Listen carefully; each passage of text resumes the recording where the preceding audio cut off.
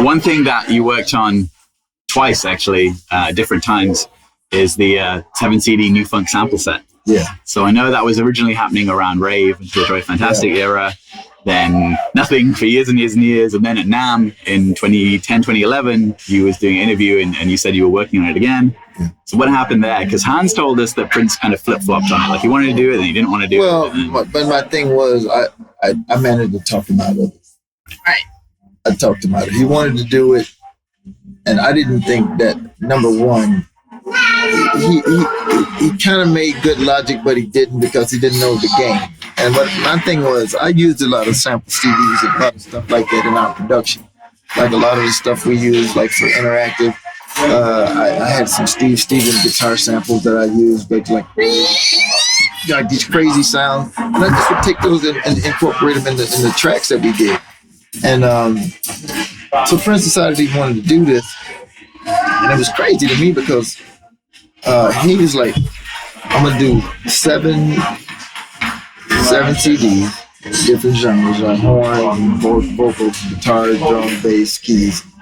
And he said, so basically 99 tracks, just like a CD. And I'm like, Prince, that is not going to work. He says, why not? Because it's like, you know how much? $700. It would cost them a lot more to get me to just come in the studio to play. Like, I mean, I understand that, but that's not how the sample game works.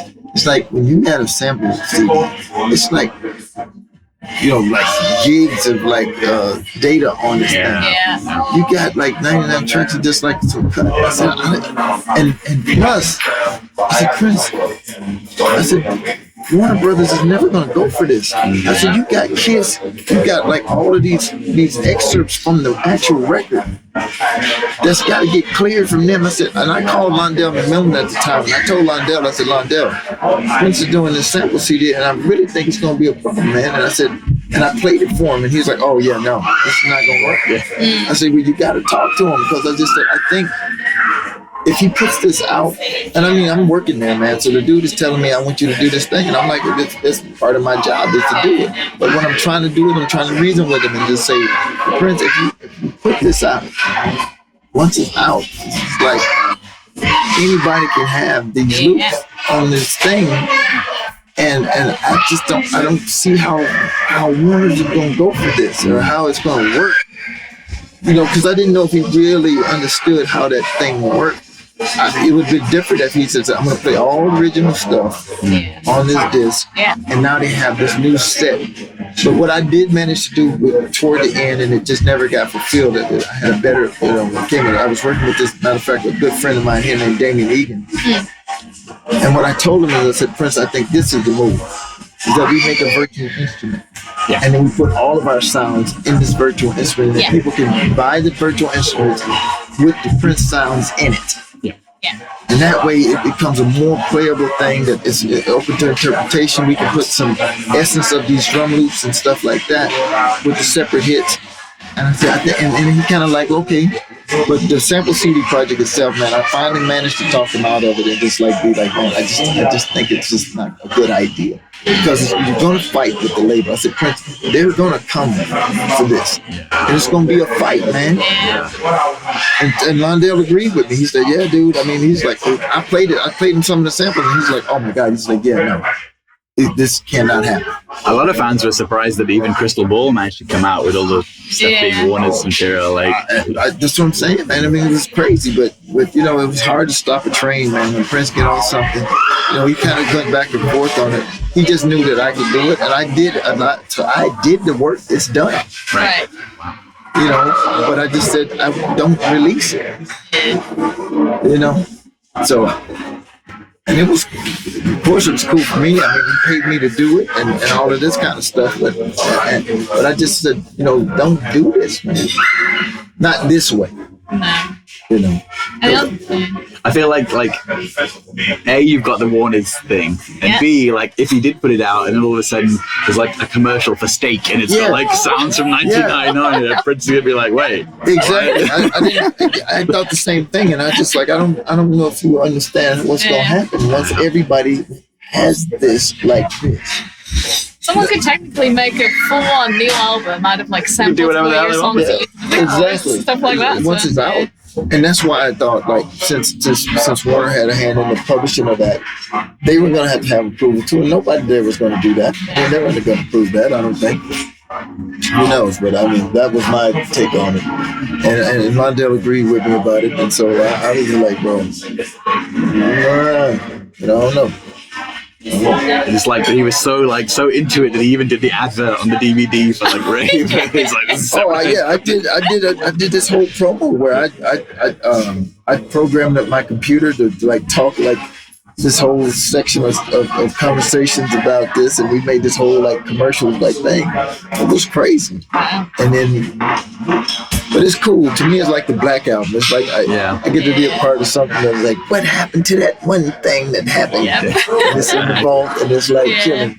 I mean, so that's one of those things. It's just one of those other vault stories is in the vault, and that's where it'll be. I feel like this day and age, you could have maybe even made like an app out of it. So like the virtual. I mean, that would have been amazing. Like I said, when we just didn't implement it toward the end. I mean, I was working with Prince after I had left the band. I had left in 2012, and we were in talks about, I had this guy Damien, and we had the whole thing. Whole blueprint, and it was dope. And I'm still gonna do it. But I'm gonna do it from a different perspective, like from Mr. Hayes type keyboards and sounds and stuff like this. That's like, that I'm gonna program like how I used to do it. Yeah. So now you have access to the synths and the sound, but you put it together how you want to put it together using those core samples and core sounds that I'm gonna program. So you know what I'm saying? So that's what that's about. And so we'll just do that instead and make this really dope other instrument, and I think there's another component to it, like a teaching component, and that sort of thing too. So that's something I'm looking at working on now. That's actually my guy Damon was at the show last night, and we're gonna put that together and put it in this really dope package. He's got Prince Boards from Black Eyed Peas. He's done it, and a couple other cats, just made their own instruments, and so he showed me the designs, like this dope purple, like cool interface, and it's dope. And I think once we get it and I program the sounds and we do this stuff, it's gonna be a dope instrument. So, what would you say was the hardest thing for you about working with Prince? It just, the unknown was like the thing that comes to mind to me is when I used to come to rehearsal and I would park in the drive in the underground in the garage, and whenever I would pull in and see his car, I was like, oh my God, he's here. God, he's here. My stomach would just get upset. Like, oh God. Because it would be so hard some days. It's just like, whose day is it going to be to get killed? And what's it? Because he was tough in rehearsal, man. It was like, oh my God. So that was the thing for me. It's just the stress sometimes. It's just like not knowing if it's going to be a good day or a bad day. Like if it's going to be fun or if it's going to be like, oh, God dang it, God. Exactly. But that's, made you better. I mean, it's like boot camp. It's like you go in for basic training, and it's like pow, pow, pow. We got to toughen you up. We got to like make you great. That's all what his whole thing was about: greatness and making you great. What is something that you till this day still really take with you that you've really learned from it? The whole experience, really. I mean, it's like Prince came to my house. I mean, this dude came to my house toward the end when I was leaving. And it was one of the craziest experiences I ever had. It was completely crazy. And I remember telling my wife at the time, he came over with Rhea, and I was cooking something. And I asked him, I'm like, oh, what's up? He just showed up at my house. And I'm like, what's up, dude? And he's like, I said, you want to come in? And he could smell the music. Now I'm stay out here on the porch. Now I lived in a little area. Kirk lived across from me, and I lived in this little area right across from his driveway. Right. And so he's out on the porch, and he's telling me all of this stuff, man, Morris, I really appreciate you. You've introduced me to a lot of people that I love. And I'm standing here going what is this? He's on my porch. It's like neighbors are you can see him, And he gets down on he kisses my hand, and I'm like, And I'm like going, like I'm looking for the cameras now. I'm like, it's like, okay, I'm looking for like, what's that dude, Ashton Kutcher? I'm like, it's punked. And I'm like, where are the cameras? Like I'm looking for somebody to jump out. I was like, ha ha, he got you. And I'm tripping, and he just goes, you know, Morris, he says, I was hard on you. I'm sorry, I was hard on you because I just wanted you to be great. And I'm like going, like, I'm just like, I'm so stunned because he's saying all of this, and he's telling me he loves me and all of this kind of stuff. And then after this whole, like, it took like 15 minutes or something, he leaves. I literally go in my wife's office. Was like the first door to the left. I had to go in there and collect myself. I had to sit down and just try to process what just happened. And I called her at work. I called her and said, man, you are not going to believe what just happened. I said, man, Prince was just over here with Bria. And I said, he was out on our porch. And I said, he got on his knees and kissed me on the hand like I was the Queen Elizabeth or somebody, and told me all of this stuff. And I told her, I thought it was like a trick. And I'm like going like, what the Fred fucking even just happened right now? Man, I'm like, I got tears in my eyes, man. And I'm like, what just happened? And she's like, what? I'm like, yeah, he just showed up and just told me all this stuff. And thank God she was there, because nobody would believe it if I didn't have a witness. Yeah. And she just kind of stood there, you know, she was just standing there and he's saying all this stuff. And I'm just like, it's funny because I had this feeling like I had then. I'm just sitting there going like, because I'm like, what's happening right now? Wow. And I'm like going like, wow. And I had to go collect myself, man. I went in her office and just sat in her chair for a minute. And I just like, man, I'm like, this is crazy, man. I don't know what just happened, but it's bananas. It was like crazy. A lot of people talk about this kind of like Gemini duality of like Prince. So I wonder if like in order to have his sort of larger than life, I'm the man, you will all do what I say moments, he also had to sometimes have these moments of like extreme humility and like, absolutely. I'm very humbled and stuff. I don't know a whole lot about astrology and a lot of stuff, but from what I know about Gemini, he is a classic Gemini. It's just like the two sides thing is so true. And it's funny, man, because it's just so funny from one day to the next, but you just don't know. And that's when I came up with the whole theory that there's 5 of them. You know, there was 5 princes, and I numbered them and I named them. You know, it was like Prince number 1 was the one I saw first, was the Purple Rain Prince. You know, that's when I went to see the movie. That's what I thought Prince was, and so I'm like, that's Prince. So when I got there and got to see the hard dude in rehearsal, like this dude, I'm like, oh my God, he's mean. He's rough. So that's Prince number 2. That's the second one I got exposed to. Number 3 was this one that was fun, like basketball and talking about each other's moms and joking and playing pranks and stuff. That's number 3. Number 4 was a sad Prince. He was like a guy who was like really hurt somewhere. And when he's hurt, you're going to be hurt too. That's just the way it was. And number 5 was the dude who gave you the shirt off his back for anybody. He would just do some of the most incredible acts of kindness that you've ever seen. Just in terms of giving. Those were the 5 that I just kind of identified and so what I figured out is that when I come in, I don't say nothing. I just let him start talking and I know which one showed up. And so whenever he would come, if he was hot, I said, okay, number 2 is here today. I let the band know. Number 2 is here. If you got a problem today, if you don't have your work together, you don't have your stuff together, you're in a world of trouble. So just letting you know. And if he was like in a jovial mood, I'd say, all right, number 3 is here. You know what I'm saying? So it's cool. Yeah, and if number 2 was here, that's what you hear, a lot of screaming. Number 2. That's what it sounded like at Paisley. If number 2 showed up. Yeah. That's what number 2 sounded like. Yeah, that. Oh my gosh, that's funny. When you were at 3121 in Vegas at the Rio, Will.i.am told the story about Michael in the audience. Prince goes over playing bass, and he's Michael's there, and he's like, dude, that's so funny. Did he laugh about that afterwards? He's like, I went over to Michael and played bass. Yeah, it was funny, man, because I remember when Mike came that night, man, it was bananas. We had twins, man, and they love Mike. They love Mike, right? So they just lost it, man. They just went banana sandwiches. Oh, God, he's in. And I'm like, man, relax, man. Yo, chill out. They was like, he's backside right now. He's backside. Oh, my God. It's a good impersonation. Yeah, the twins are funny because they're Australian girls. They just that everything's like didgeridoo. It's like right there. There's nothing changes, no up and down, and it's just straight across.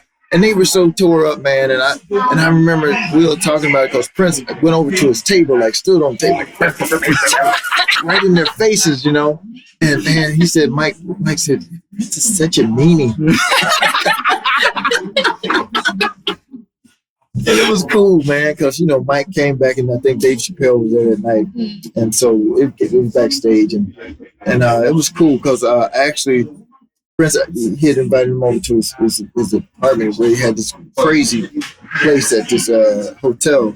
It's like him and Elton John and a bunch of people were staying there. It's like you get a whole floor, and it's like bananas. So he said he invited Mike and all them over, Jackson people, and he asked me if I could, you know, because I had my car shipped out. You know, Prince said, you should bring your car out. We have our cars out. You know, he had his Bentley. I had my little convertible, and so I had brought my car, but it's like a two-seater. It's like, you know, it's like this Lexus convertible. And he said, could you bring over Rebe and her son? And I was like, well, I said, I think I can get him in the back. It's a short ride. He said, yeah, you just put him in the back.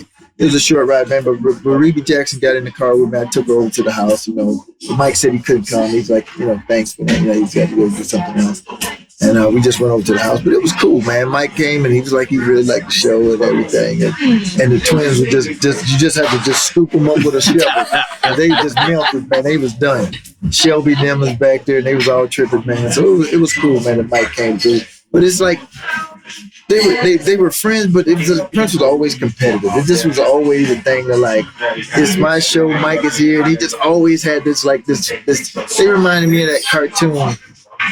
They remind me of that cartoon, like with the coyote and the dog punching the clock, and then they go there at war while they're like doing their work, and then they punch the clock out and they walking together and walking home. Like, just like that reminded me of Prince and Michael, you know. If it was on the stage, it's like always competition, you know. But if it's like after it was cool. He told me about the time him and Prince and Lenny Kravitz, Prince, Mike, and Lenny Kravitz in the studio together. They all hanging out talking. You know, they just shooting the breeze and talking about different stuff. And I'm like, what? And he was just telling me, don't let Mike fool you. Mike is a pimp. He said, man, don't let him fool you. He be cool, but he like, you know, hey, what's your name? You know, I was like, Mike. That's crazy. Did you ever see him out at Paisley? Because I think Michael B said that MJ came to Paisley once. I didn't see it. I think I heard that he was there, but I wasn't there. I didn't see it, or, you know, I thought I heard somebody say that he was there. Yeah. But I wasn't there though. Right. I know they had a meeting at like Record Plant in New York or something once. Yeah. History was. But he told me that he had hung out with him in the studio and that him and Lenny was talking about it. It's just funny, man. I'm not going to talk about what they said, but it was funny, man. I was like, man, that's so cool, man. Y'all just all three of y'all kicking it in the studio, man. So it was cool. But they did. And Prince was very distraught when Mike died, man. He took it really hard, man. I went to the studio and he told me to send everybody home. He was just starting to look for girls for the Third Eye Girl, and he had. I think he had brought. I know he had brought. Lenny's drummer, Cindy Blackman had came, and I think the bass player, Nick West, and this other girl that was playing guitar, like, and he just said, you know, he said, man, just take a video of him, put it on my desk, and put him on the plane. He said, just tell him, you know, he just said, I don't want to do anything for the rest of the week. He was just distraught, man. He's just like, I don't feel no music right now. Just send the band home for the rest of the week. And I was like, wow. So it was. He took it very, very hard, man. And you know what's great? What's crazy about it is the day before and the day before that, The first day, I rode with Prince to go get some coffee. He liked this iced coffee. We got at this place called Caribou, and he liked this iced coffee. So I rode over there with him, and we got in the car. And he got in the car and then put his seatbelt on. I said, "Man, put your seatbelt on, man." He said, "No, I don't like it, man. We're getting suits and stuff." And I said, "Well, it's better to have a wrinkled up suit than a wrinkled up button." So I said, "Put your seatbelt on, man." And he put it on. We went and got the coffee. The next night he called me and said he wanted to go to like the club, Fine Line or somewhere. We were going downtown to check out this band. And so when I got to Paisley, he said, "You drive." So I got in this car and I got in again and he didn't, and I'm driving now. And I said, man, put your seatbelt on, man. And he said, "Well, I put it on since you driving," like that. Then I kept making a joke. And I said, "Man, Prince," I said, "for real though, man," I said, "Dude, if something were to happen to you, people would be distraught, man." I said, "People would be upset." I said, "Man, you are a national treasure." I said, "Matter of fact, international treasure." I said, "Man, you do not want to get taken out over something simple like a seatbelt, man." I just told him, I just said, "Man, you gotta wear your seatbelt, bro." Because Prince was a terrible driver, man. He drove way too fast. And he was terrible, man. I'd be riding with him, I'd be like, "Oh my God, oh God." So whenever I rode with him, I drove. Like he had his Bentley out in LA, man, and we were on Sunset. It was like 2 in the morning, 1 o'clock in the morning or something, man. And he's like, I'm like, "He just got this Bentley." And I'm like, "Dude," he said, "Just drive it, man. It's crazy fast." Like, like hop in it and just, I was like, "Oh man, I don't want to do it. I don't want to get no ticket in Beverly Hills." He said, "Man, don't worry about that, man." I was like, "Just punch it, man." I said, "Prince, I don't want to get no ticket, man." He said, "I'll pay for it." It's like, I was like, "Man, but it'll be on my record." He's like, "Of course, you are such a baby. Just, man." And I punched this thing. Bro, I had no freaking clue that this thing had this kind of power. It took off. It looked like a cartoon. Just like, I was pinned back in the seat. Almost ran into some trees, bro. I was just like, bro, he's laughing his head off, man. He thinks it's funny. I'm like, "Oh my God, Prince." I said, "This car is heavy. I didn't think that it could go this fast. Like a car this big, and you can feel the weight of this car. Like it's a V12. It's like a freaking airplane engine in this thing." And man, I was like, "Oh my God, bro." He's laying over in the corner, like on the window laughing. He's like thinking it's the funniest thing ever. And I'm like, "Bro." But I just told him, I just said, "Man, if something happened to you, man, the next day, Michael Jackson." And I think coupled with what I told him about if something were to happen to him and how the world would be sad, that next day the world was sad. That's what happened. And I think it hit him, man. I think it hit him in the chest because that's a reality check. All right, y'all, that's it for part 3 of our exclusive interview with Morris Hayes from the NPG. Stay tuned for the 4th and final part coming real soon. Make sure to like this video, leave a comment, and subscribe to our channel, and don't forget to hit that bell to receive a notification every time we release a new video.